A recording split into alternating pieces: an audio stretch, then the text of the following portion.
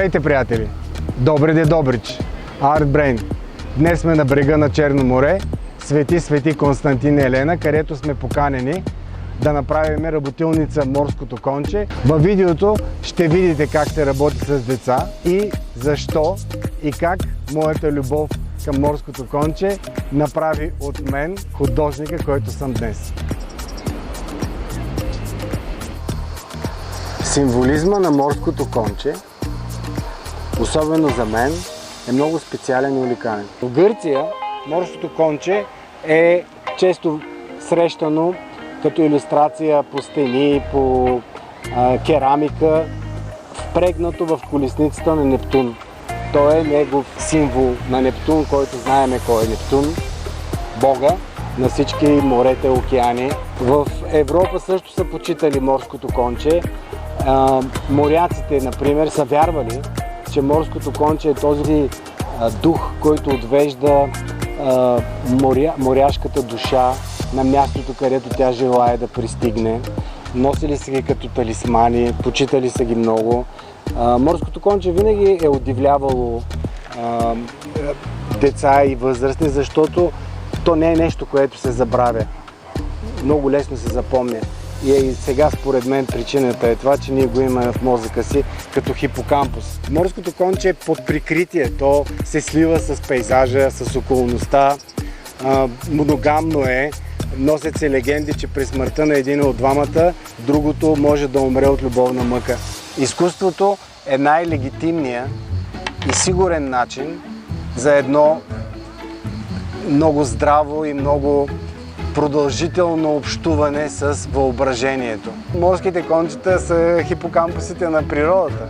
Морското конче е измислено от природата. Тя е видяла колко е магическо морското конче. Е решило да направи два центъра в човешкия мозък, които приличат на морски кончета и които са отговорни за паметта и за обучението. Какво обичаш да правиш в изкуството?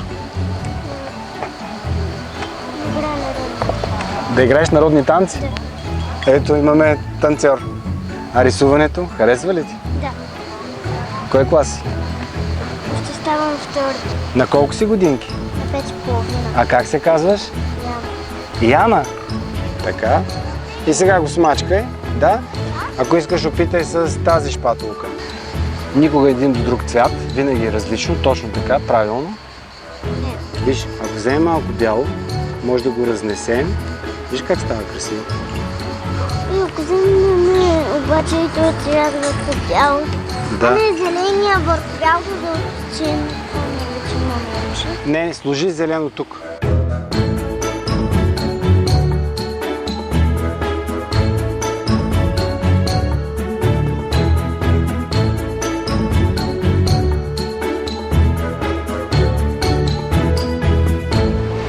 Много хора са ме питали защо е любовта ми към морското конче. Едно дете на 4 години с първото си гмуркане с маска под водата видя момиченце морско конче и това беше любов от пръв поглед.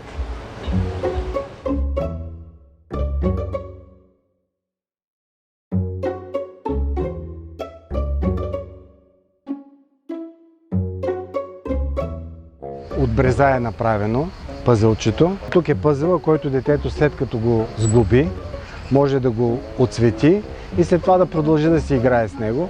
Или ако му хареса резултата, да се залепи и да увисне на стената моето произведение на изкуството. Това тук е ковчеже с съкровищата. Ето ги. Морското дъно, морски кончета и водорасли. Те могат да си сменят местата пак като пъзел, децата да си избират място. Има към тях боя и четка, децата да могат да отцветяват и да им разменят позициите както си искат. Отново една гимнастика за въображението. Това е за книги, подпорки за книги. Това са моите оскари за рисуване.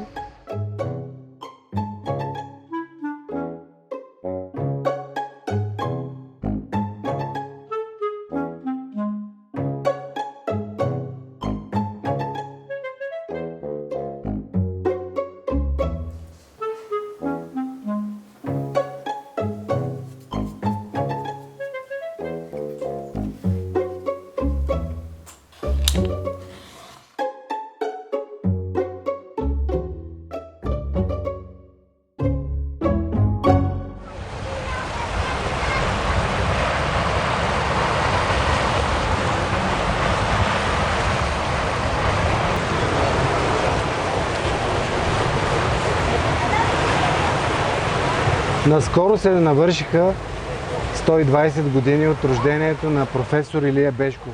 Един творец, който аз наистина много обичам. Не мога да кажа Бешков ли обичам повече или морските кончета. Неговото изключително разнообразно и уникално творчество е без прецедент в нашата културна история. И една от любимите ми фрази негова е: рисувай, рисувай, докато се превърнеш в рисунка. Аз бих добавил: видиш ли стена, която иска цвят, забавлявай се. Може би изкуството е единственото място, където наистина може всеки един от нас да се научи да обича себе си. Не спирайте да мечтаете, не спирайте да творите деца.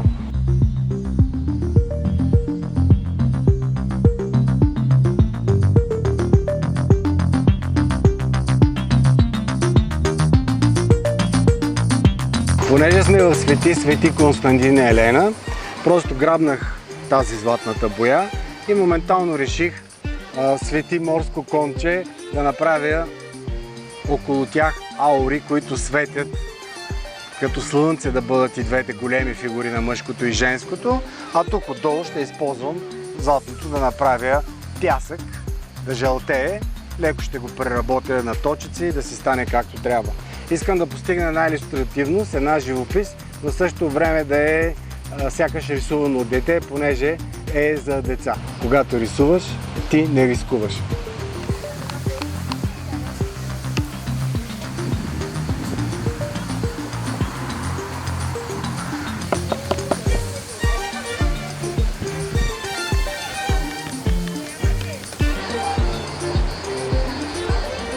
Екипа на Art Brain ще дарим картина за Центъра за специална образователна подкрепа Свети Кирил и Методий, село Кривня.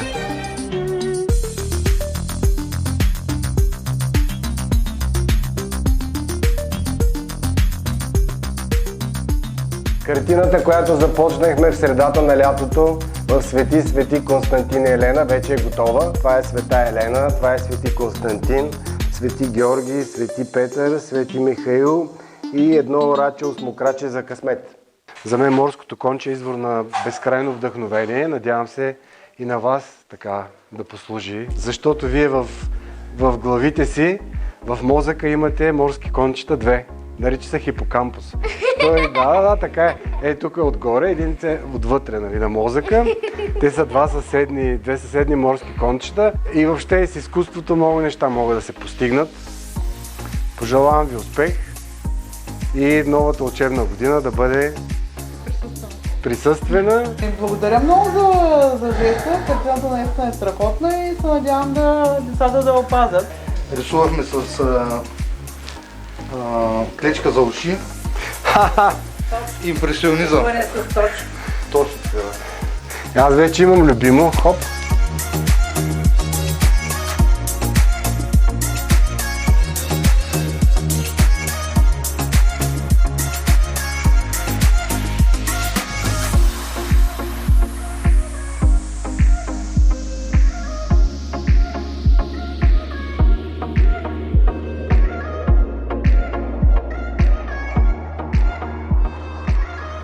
Приятели, тук сме в арт-терапията, залата, където наистина навсякъде е покрито с изкуство. И 3 морски кончета отново ме чакат в село Кривня. И вижте, цяла една стена покрита с какво ли не изкуство. Предимно ръчичките, изрязване с ножици, лепене, сглобяване. Ето пеперудите, например, много интересни. Това е много добре направено, просто прекрасно е. Браво на детето, което го е направило. Това е с конец. Е шито, като контура се образува с конеца, като гоблен и после оцветявано. Е станало много елегантно, много красиво. Гъбката е разкошна. Браво на децата и на техните преподаватели, естествено.